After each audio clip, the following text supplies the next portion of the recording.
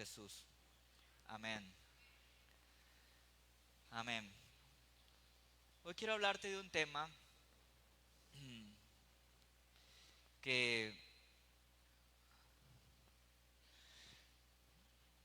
es muy común que nosotros vivamos situaciones en nuestra vida donde de repente en nuestro caminar con Dios podemos llegar a cuestionar la obra de Dios.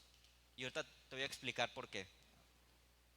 Pero a lo mejor con lo que te voy a decir vamos a poder ir conectando más unos a otros y entender la idea de lo que te quiero expresar. Una frase muy común, por ejemplo, que muchas personas se emplean hoy en día cuando ven algo suceder en la vida de una persona o ven algo milagroso, algo fuera de lo normal, fuera de lo común.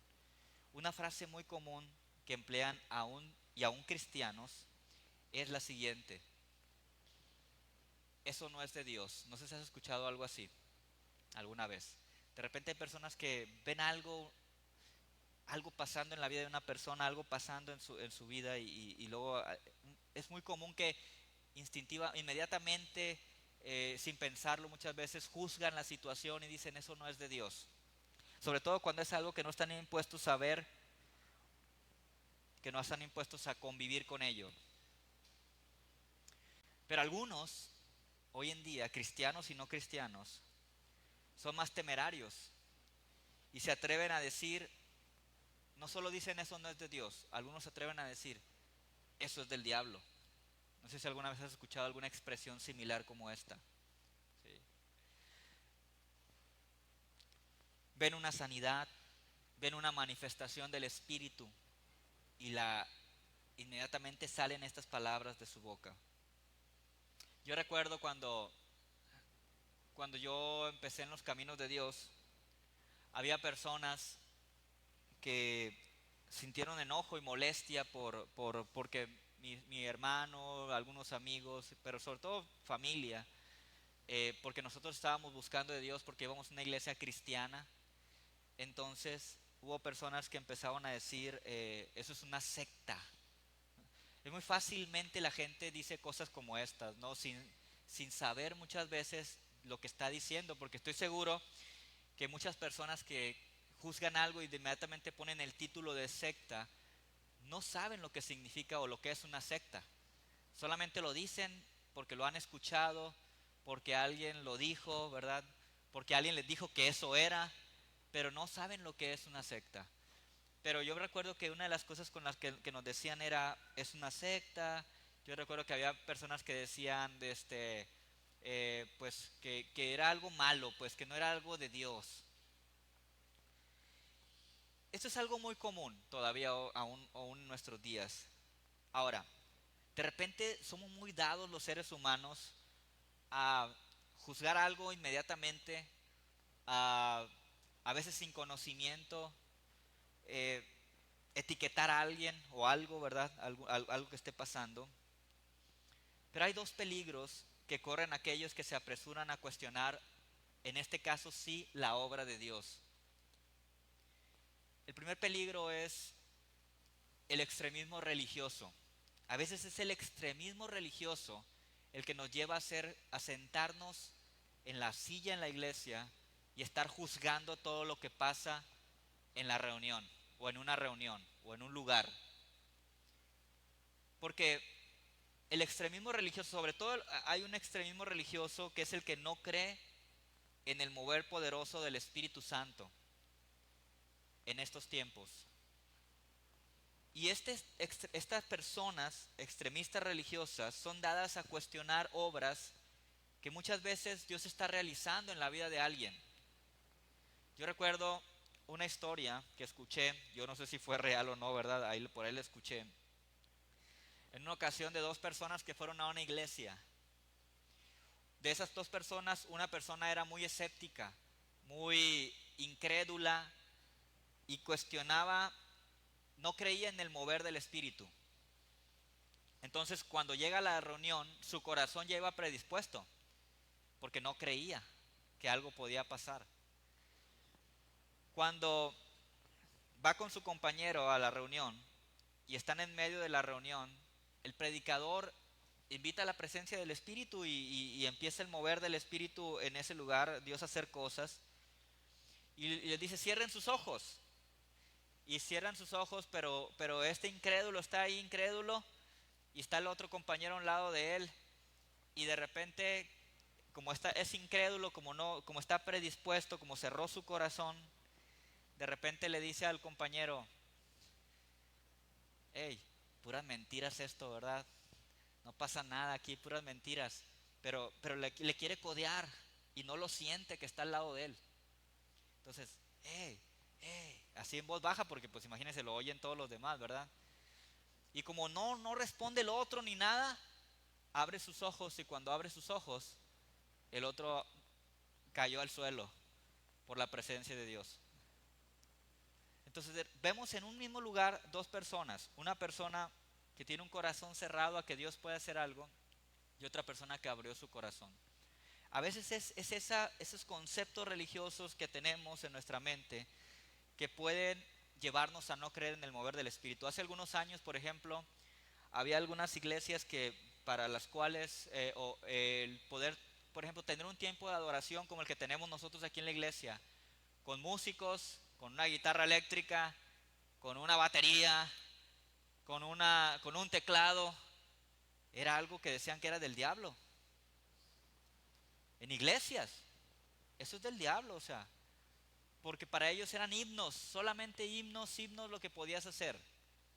O sea, tener un ruido de alabanza, de celebración y de júbilo era algo que decían es del diablo. Y a veces son esos conceptos religiosos extremistas muchas veces, que hace que muchos no crean en el mover del Espíritu de Dios.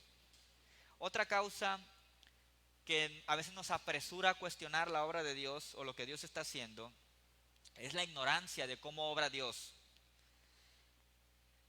La ignorancia de cómo obra Dios y cómo Él puede llevar a esas personas, o cómo esta ignorancia, mejor dicho, puede llevar a estas personas a ser engañados por falsos profetas.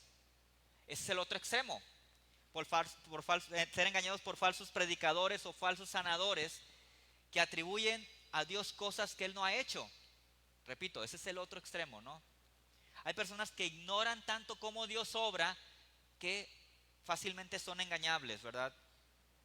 Y cuando en muchos casos sí quiero decir que esto sí termina siendo obra del enemigo, ¿sí? Obra del diablo, ¿sí? Entonces tenemos que ni caer en el extremismo religioso de no creer que Dios pueda hacer cualquier cosa, pero tampoco ser ignorantes de cómo obra Dios, de cómo se mueve Dios de acuerdo a lo que enseña la palabra. Por estos dos peligros es tan importante que sepamos cómo podemos estar seguros de que la obra que está llevándose a cabo es obra realmente de Dios. Eso es bien importante.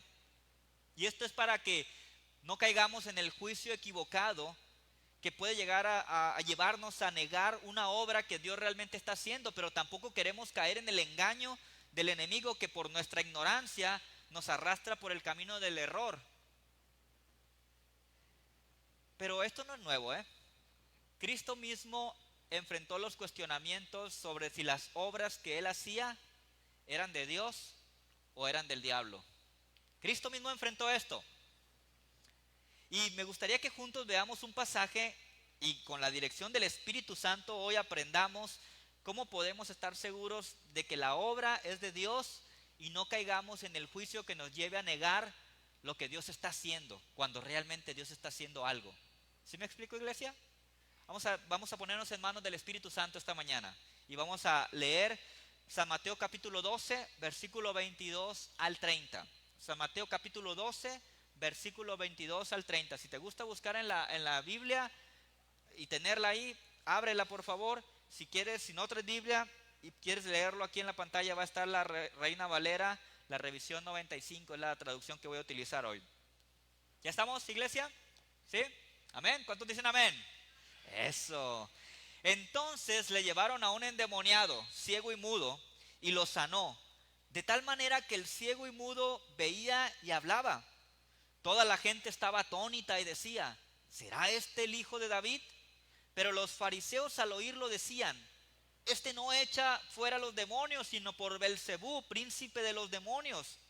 Sabiendo Jesús los pensamientos de ellos, les dijo: todo reino dividido contra sí mismo es asolado, y ninguna ciudad o casa dividida contra sí misma permanecerá.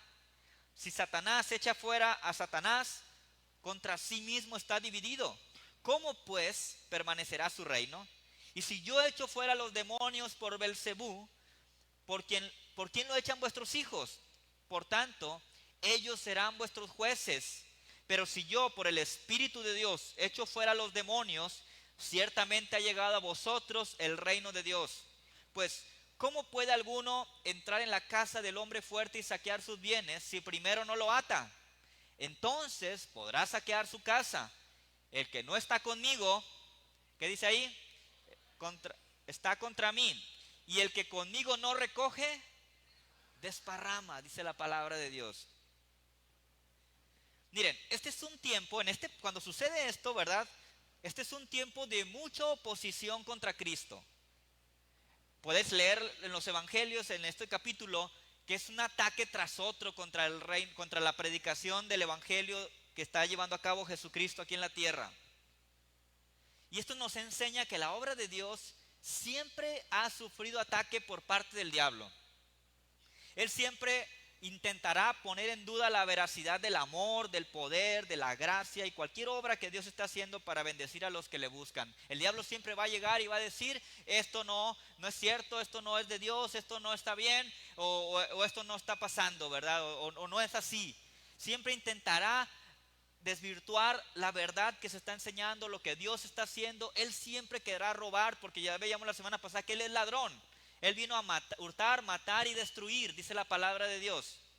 Entonces, en este pasaje vemos a un Cristo injuriado por los fariseos, blasfemado por los fariseos, y algo gravísimo: los fariseos están acusando a Cristo de ser del diablo. Ellos están emitiendo un juicio y diciendo: esto lo hace por obra del diablo. Entonces, si Cristo enfrentó todo eso, cuanto más nosotros que le seguimos y le servimos, vamos a enfrentar juicios como este. Pero también es importante que nosotros nos cuidemos de no caer en estas declaraciones que muchas veces son, repito, fundamentadas en nuestros conceptos religiosos o en la ignorancia de cómo obra Dios.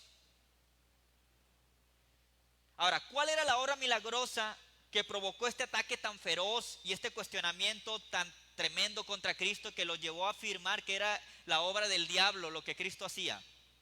Es lo que dice el verso 22 al 24. Vamos a estar este día leyendo mucho este pasaje. Vamos a estar viéndolo parte por parte para extraer de ahí lo que la palabra de Dios nos está enseñando esta mañana. Dice el verso 22, otra vez lo leo. Entonces le llevaron a un endemoniado. Fíjense, este hombre era endemoniado. El poder del enemigo estaba controlando su vida a través de demonios. Y estos demonios habían provocado que esto se reflejara en su vida con ceguera, y él era mudo. Era ciego y era mudo por los demonios, por el poder del maligno atacando su vida. Y dice la palabra que Cristo lo sanó. Verso 22, lo sanó de tal manera que el ciego y mudo veía y hablaba. O sea, era comprobable. Él veía y él hablaba. Jesús liberó a un hombre endemoniado, y esta liberación trajo sanidad a este hombre que era ciego y mudo a causa de la obra del maligno. Es un milagro, un gran milagro lo que está aconteciendo ahí, algo maravilloso. Pero esta obra milagrosa del Señor provocó dos reacciones de quienes fueron testigos de la manifestación del poder de Dios. Por un lado, dice el verso 23, toda la gente estaba atónita y decía: ¿será este el hijo de David? Esa es la primera reacción. La gente que estaba ahí, había gente que decía, estaba atónita y decía: ¿será este el hijo de David? Estaban asombrados. Primera reacción de esta gente era asombro, pero al mismo tiempo tenían esperanza. Cuando habla de que si era el hijo de David, está hablando de la esperanza, porque esperaban al Mesías. La gente se impresionó al ver la obra de Dios en la vida de este hombre que era ciego y mudo, que estaba en esta condición a causa de la obra del maligno. Ahora, seguramente muchos de esos gente que estaba ahí lo conocían a este muchacho o a esta persona endemoniada que fue liberada, o cuando menos lo habían visto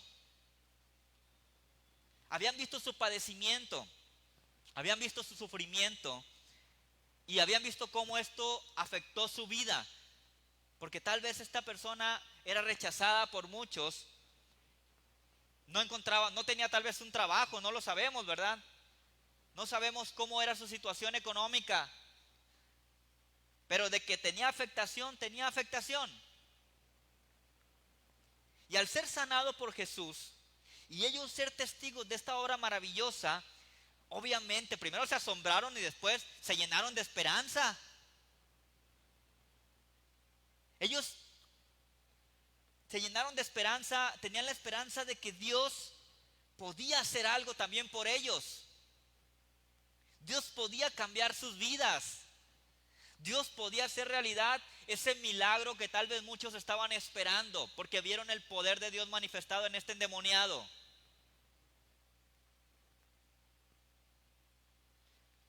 Hermanos, la obra de Dios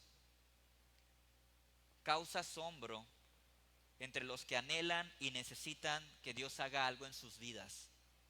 Cuando una persona viene con un corazón dispuesto buscando a Dios y ve el poder de Dios manifestarse, esto causa asombro a su vida y esperanza también. La obra de Dios causa esperanza en aquellos que anhelan un cambio, en aquellos que necesitan que Dios haga algo por ellos, o aquellos que necesitan un milagro de parte de Dios. Pero también provocó otra reacción en otro grupo más pequeño de gente, pero que ahí estaban, en los fariseos. Este milagro provocó enojo y cuestionamiento de los religiosos. Fíjense qué curioso, ¿no? Los religiosos debían ser los primeros en celebrar la obra de Dios, pero parece que no les gustó. Los fariseos estaban enojados porque Jesús ya era una amenaza para ellos. Tenían celos de Jesús. Tenían temor de perder sus privilegios. Jesús amenazaba sus privilegios. Jesús amenazaba su comodidad. Jesús amenazaba su control sobre la gente. Jesús amenazaba sus tradiciones. Y Jesús amenazaba sus costumbres.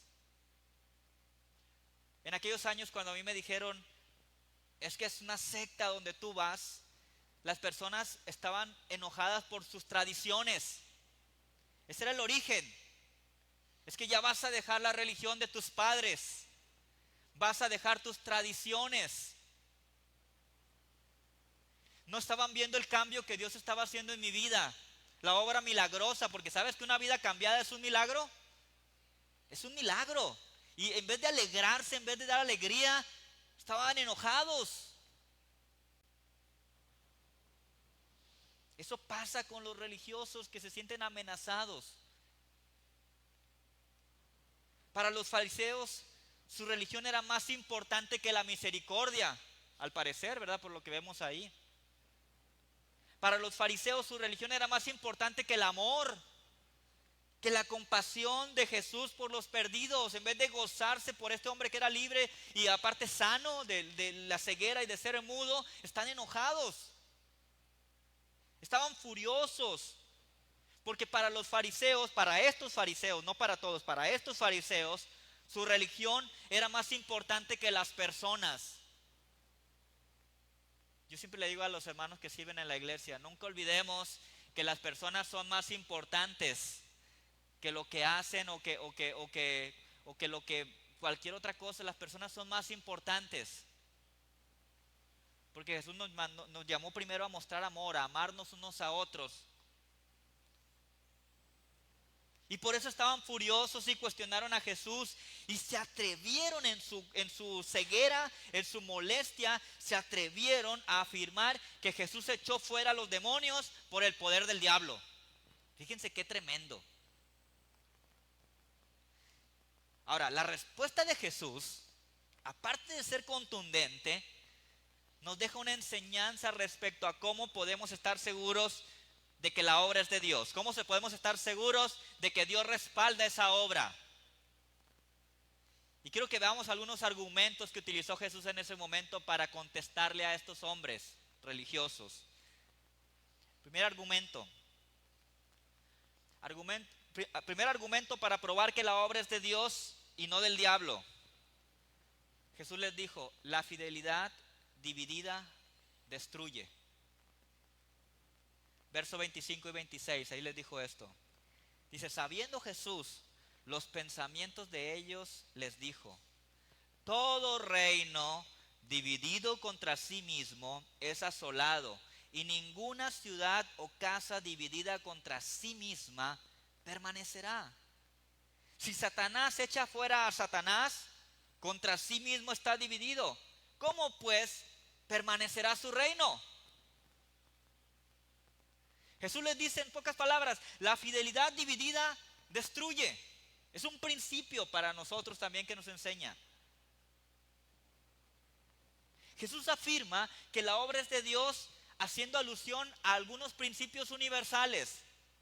El primero es el que les menciono, un reino dividido se autodestruye. Por eso es tan importante que mantengamos la unidad en la iglesia, porque la división destruye. Este es un principio que aplica en muchas áreas de nuestra vida, en todo grupo, en todo equipo. La fidelidad dividida destruye, la división destruye.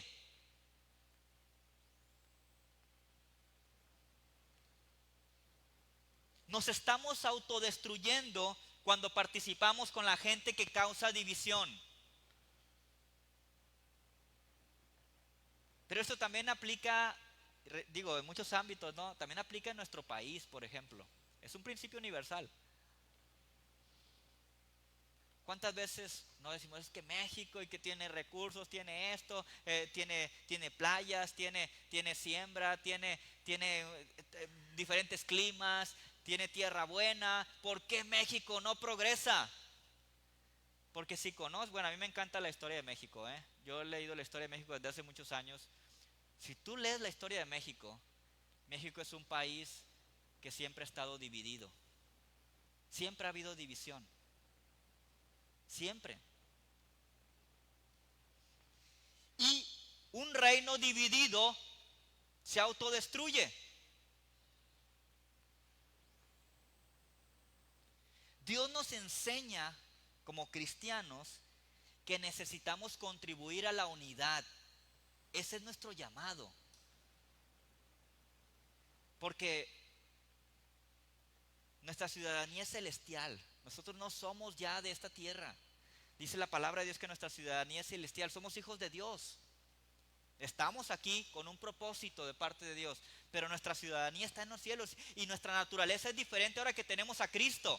Entonces nuestra naturaleza, el Señor nos ha sembrado esa naturaleza que nos habla de la importancia de contribuir a la unidad. No debemos participar de la división, porque a la larga esto traerá mal a nuestra nación, a nuestra ciudad, a nuestra iglesia, a cualquier lugar donde estemos, donde haya más de una persona.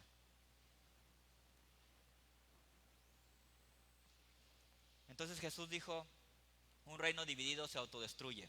Pero usó otro principio universal para hablar de esto. Dijo también, una casa dividida no permanecerá. La familia, no estoy hablando de una casa dividida, pues ¿qué se va a dividir esta pared de aquella? No, ¿verdad? La casa somos los que la componemos, ¿verdad? Los integrantes de esa familia. Una familia desunida desaparece o se derrumba.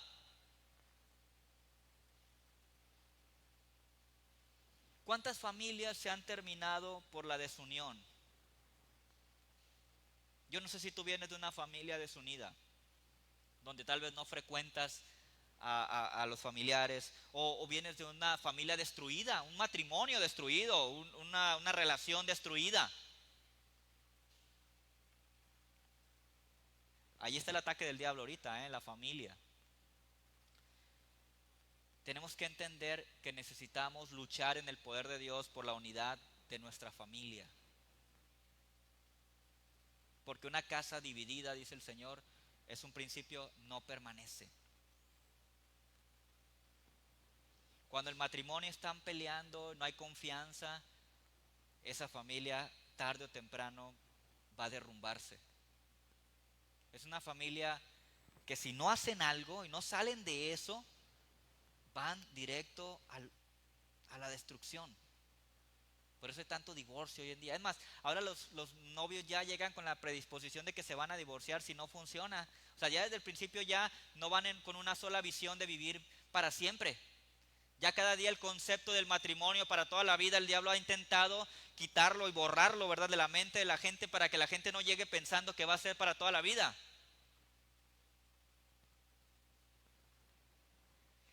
Por eso dice la palabra, tenemos que ser una sola carne para que nuestro matrimonio y nuestra familia permanezca y no se derrumbe. Y ese es un trabajo diario del matrimonio. Bueno, pero no es viernes de matrimonios. Voy a seguir con el tema, ¿no? Así que si queremos construir algo fuerte, que perdure y que nos dé gran alegría, necesitamos ser fieles los unos a los otros. Cuando somos fieles los unos a los otros, estamos siendo fieles a Dios y estamos llevando a cabo la obra de Dios, hablando en la iglesia o en la familia cristiana. Si tú y yo somos fieles los unos a los otros, estamos llevando a cabo la obra de Dios, estamos siendo fieles a Dios. Entonces Dios nos ha llamado a trabajar por la unidad, Dios nos ha llamado a servir juntos. Cuando hacemos esto, cosas maravillosas suceden, porque Dios obra en la unidad. ¿Sabías que la división es obra del maligno? Él es destructor. La división es obra del maligno. Él quiere destruir. A diferencia de Dios, Dios se manifiesta en la unidad porque Dios quiere construir. El diablo obra en la desunión porque el diablo quiere destruir. Así que quien dice ser de Dios y servirle, no opera en contra de la obra de Dios. Le está diciendo Jesús a los fariseos. Quien dice ser de Dios y servirle, no opera en contra de su obra. Solo el diablo opera en contra de la obra de Dios. Por eso él liberó al endemoniado. Porque el demonio en su vida era obra del maligno. Y él vino a deshacer las obras del maligno. Amén. Segundo argumento que utilizó Jesús para hablarle a los fariseos que estaban cuestionándolo. Es ilógico que alguien que dice conocer a Dios niegue a Cristo y sus obras. Es ilógico. Verso 27 y 28 él dijo: y si yo echo fuera los demonios por Belcebú, ¿por quién los echan vuestros hijos? Por tanto, ellos serán vuestros jueces. Pero si yo por el Espíritu de Dios echo fuera los demonios, ciertamente ha llegado a vosotros, ¿qué dijo? El reino de Dios. En la Nueva Versión Internacional, estos versículos nos aclara, la traducción Nueva Versión Internacional nos aclara que al referirse de vuestros hijos, está hablando de los discípulos de los fariseos que oraban para expulsar demonios. Entonces cuando él dice, ¿por quién lo echan vuestros hijos?, está diciendo, ¿por quién lo echan sus discípulos? Que eran los que iban y oraban para echar fuera los demonios cuando la gente tenía este problema. Jesús les dice que esos discípulos de los fariseos echaban fuera demonios haciendo la obra de Dios en contra del enemigo. Y dice que él también hacía lo mismo porque vino a hacer las obras del reino de Dios. Es ilógico entonces que alguien que dice conocer a Dios niegue a Cristo y niegue sus obras. Jesús le dice a los fariseos que negar a Cristo es ilógico porque él está peleando contra el mismo enemigo que lo hacen sus discípulos al echar fuera demonios. O sea, somos del mismo equipo, haciendo la misma obra en contra del maligno. Y Dios, si Cristo, si Cristo fuese o hubiese sido un mentiroso o un engañador, ¿ustedes creen que Dios le habría dado su poder a Cristo? Obviamente no. Dios no respaldaría con su poder a un mentiroso o engañador. La Biblia enseña que los falsos profetas son conocidos por sus frutos. Así también los hombres de Dios son conocidos por sus frutos. Cristo no era ningún mentiroso ni engañador. Quienes realmente conocen a Cristo y le sirven, tienen su respaldo. Y lo que hacen dirige a las personas hacia Cristo, no hacia otra persona. ¿Cómo podemos saber si alguien no está viniendo de parte de Dios a hacer estas obras? Generalmente alguien que no está sirviendo a Dios al hacer esto va a dirigir a las personas hacia un Dios falso o hacia una persona, hacia un sanador o hacia un hacedor de milagros que no viene de parte de Dios, para que lo idolatren, para que lo sigan. Cuando alguien realmente sirve a Dios y le conoce, no va a dirigir a las personas hacia una organización humana o hacia una religión, ni a ningún otro Dios. Los va a dirigir siempre su mirada hacia Cristo. Cristo es el autor y consumador de nuestra fe. Cristo es el sanador. Cristo es el que echa fuera demonios. No son las personas, no es una religión que tiene la fórmula. Cristo es el que hace la obra. Así que quien realmente sirve a Dios y es usado por Él, no niega a Cristo, por el contrario, le da la gloria y dirige a las personas hacia Él. Eso le está diciendo Cristo a los fariseos. El tercer argumento que utilizó: quien llega para deshacer las obras del enemigo, primero le ata en el poder de Dios. Verso 29 dice: pues ¿cómo puede alguno entrar en la casa del hombre fuerte y saquear sus bienes si primero no lo ata? Entonces podrá saquear su casa. Yo busqué la palabra atar en el diccionario y atar significa dejar sin libertad de movimiento o capacidad de acción. O sea que primero hay que llegar y dejarlo sin libertad de movimiento o capacidad de acción. Eso es atar. La Biblia enseña que Cristo ya ató a Satanás y ha tomado su propiedad al morir en la cruz y resucitar de entre los muertos. Es un enemigo derrotado. Antes de eso el mundo era como la casa del enemigo. Él hacía y deshacía antes de que Cristo le venciera en la cruz.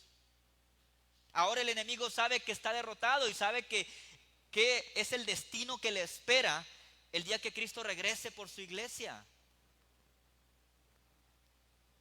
Así que cualquier obra que el enemigo haya hecho o esté haciendo en esta tierra puede ser deshecha por el poder de Dios. En la viña creemos que cuando Dios obra y se manifiesta, Dios puede hacer cualquier cosa que sea para edificación y bendición de quien lo recibe. Dios puede hacer cualquier cosa que necesite una persona.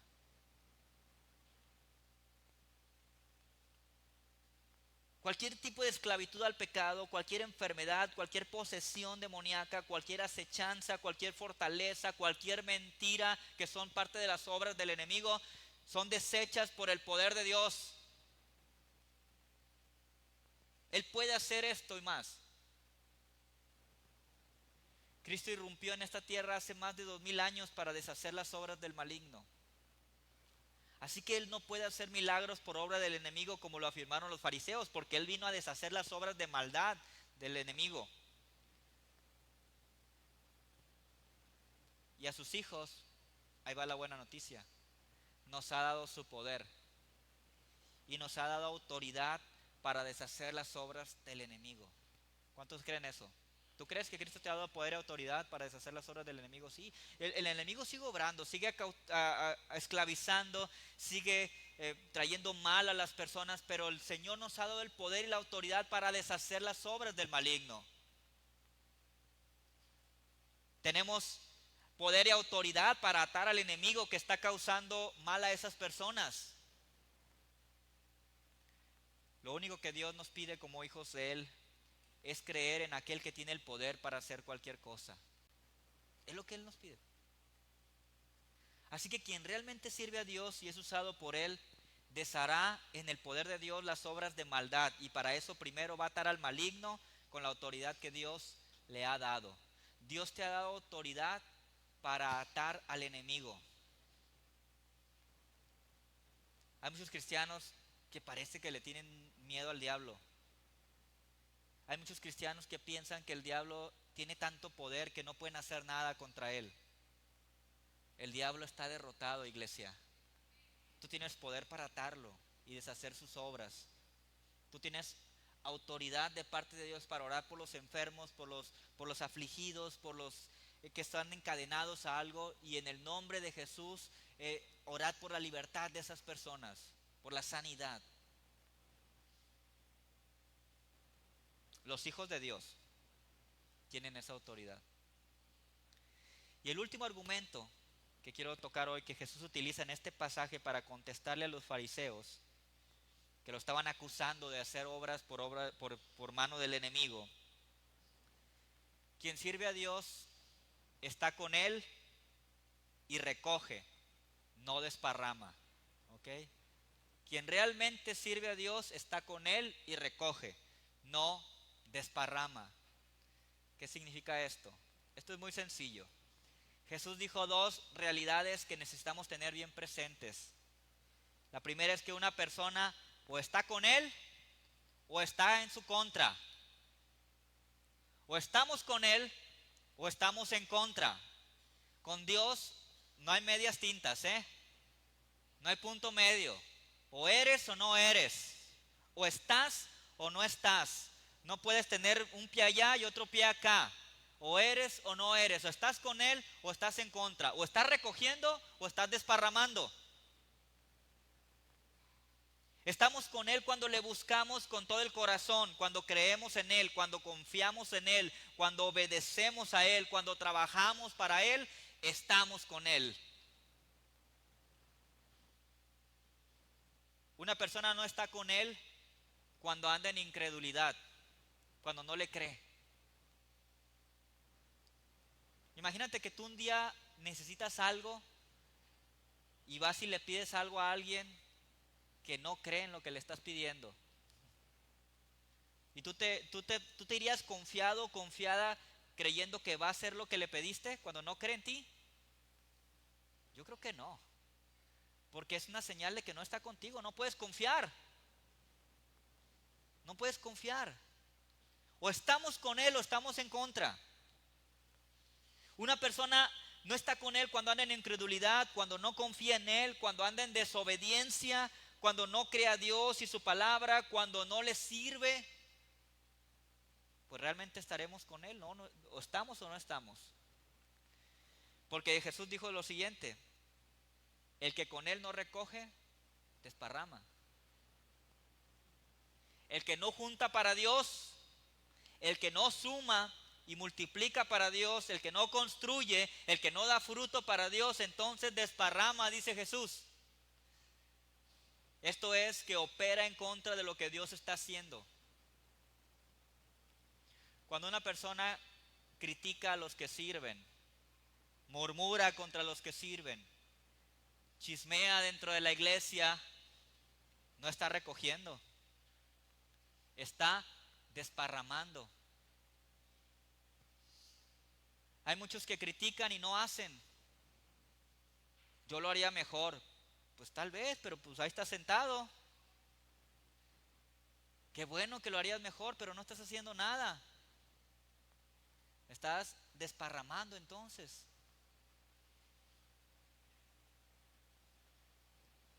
Y el que desparrama por lo general divide. El que desparrama, por lo general, murmura. El que desparrama, por lo general, critica a los que hacen sin él hacer nada o muy poco. El que desparrama es Contreras, no por apellido. Es Contreras a lo que Dios está haciendo, es contrario a lo que Dios está haciendo. Porque por lo general toman la actitud que toman los fariseos. En vez de alegrarse por el endemoniado libre, se enojan y critican y juzgan. Es lo que hacían los fariseos. No juntaban, desparramaban. Así que con Dios, como te decía, no hay medias tintas. O eres o no eres, o estás o no estás, o recoges o desparramas. No puedes ser neutral con Dios. No, es que yo aquí soy neutral. No, con Dios no hay neutral. O soy o no soy. Los que colaboran en la obra de Dios, los que sirven a Dios, están con Él y recogen con Él. Ahora, aquí no es suficiente con evitar el mal. Los que colaboran con Dios en su obra hacen el bien constantemente porque saben que si no recogen, desparraman. Así que todo hombre o mujer de Dios no se mantiene neutral. Todo hombre o mujer de Dios está con Él y recoge con Él. Y se goza con los que recogen también. Quiero terminar con esto. Tengamos cuidado de no juzgar erróneamente lo que Dios ha hecho o está haciendo. Y otra cosa bien importante, estemos abiertos a las grandes cosas que Dios puede hacer. Cuando Dios está, cosas maravillosas pueden suceder. Hace años, una persona fue a una iglesia diferente a la Viña y regresó y me dice, no, es que me voy a, bueno, no me dijo a mí, le dijo a algunas personas que me compartieron que se iba a ir a esa iglesia porque en esa iglesia sí estaba el mover del Espíritu, por cosas que sucedían y que vio. No voy a decir qué cosas ni si está bien o no, ¿verdad? Porque caería en no quiero caer en lo que estamos hablando ahorita. Pero venía diciendo eso. Entonces, cuando me platicaron esto a mí, yo le dije, nosotros creemos lo que dice la palabra de Dios en la viña. Donde están 2 o 3 congregados en su nombre, ahí está el Señor. Y cada domingo y cada reunión aquí hay más de 2 o 3 congregados en su nombre. Así que yo creo que el Espíritu de Dios está aquí. Yo creo que el Espíritu de Dios cada domingo está aquí. Y yo creo que cuando Dios está aquí, cosas maravillosas pueden suceder. Y yo le dije, si el Espíritu de Dios no estaría aquí, yo soy el primero que salgo, cierro la puerta y digo, vámonos hermanos, vámonos a donde sí está el Espíritu de Dios. Pero yo creo lo que la Biblia dice. Aquí habemos corazones que buscamos el Espíritu de Dios. Y aquí hemos visto milagros. No acostumbramos los domingos nosotros, ¿verdad?, estar diciendo y pasar a alguien enfrente y que diga todo lo que Dios ha pasado, pero hemos escuchado y visto los milagros que Dios hace en la vida de las personas. Y ellos lo han compartido con otros, ¿verdad? Hemos visto el milagro, yo creo, más grande y maravilloso que puede suceder en una persona, que es un cambio de vida. El haber pasado de muerte a vida, eso es un milagro maravilloso. Hemos visto vidas transformadas, familias transformadas, gente sanada, gente libre. Hay diferentes maneras de hacer iglesia. Está bien. Hay iglesias donde sienten adorar a Dios de una manera más solemne. Está bien. Lo importante es que hay 2 o 3 congregados en su nombre y le adoran, y Dios recibe adoración como sea. Si es con un piano y con unos himnos hermosos, excelente. Yo disfruto cuando voy a esas iglesias porque me han invitado algunos hermanos a reuniones de pastores o reuniones y disfruto. Pero hay otras iglesias donde hay instrumentos y adoramos y celebramos y algunos brincan y algunos lloran y de emoción delante de Dios. Y qué bueno, si es un corazón que está adorando a Dios y Dios está recibiendo adoración, excelente. Donde están 2 o 3 congregados en su nombre, ahí está el Señor. ¿Sí me explico en esto? Estemos abiertos a las grandes cosas que Dios puede hacer.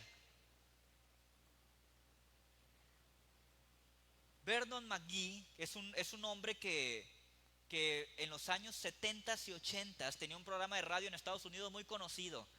De hecho, yo sigo escuchando ocasionalmente sus estudios. Él hacía estudios de la Biblia, verso por verso, y lo explicaba, y tenía un programa de radio que era muy escuchado en aquellos años. Yo no me tocó escucharlo en vivo, pero lo escucho ahora porque están en YouTube.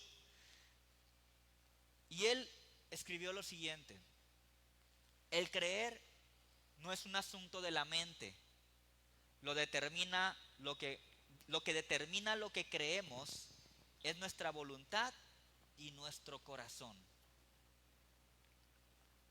Así que estemos abiertos a las grandes cosas que Dios puede hacer siempre que nos reunimos en su nombre. Estemos seguros de que la obra es de Dios, teniendo presentes los argumentos que Jesús hizo para defenderse de los ataques de los fariseos. El primero es que la fidelidad dividida destruye. El segundo es que es ilógico que alguien que dice conocer a Dios niegue a Cristo y sus obras. El tercero es que quien llega para deshacer las obras del enemigo primero le ata en el poder de Dios. Y número 4, quien sirve a Dios está con Él y recoge, no desparrama. Así que yo quiero preguntar hoy: ¿hay alguien que necesite la intervención poderosa de Dios en su vida en este momento, en este tiempo? ¿Necesitas que Dios haga algo en tu vida? Algo que sale de tus manos, algo que tú no has podido manejar, algo que tú no puedes resolver. Necesitas que Dios haga algo en tu vida. Yo creo que Dios hoy quiere hacer algo en nosotros.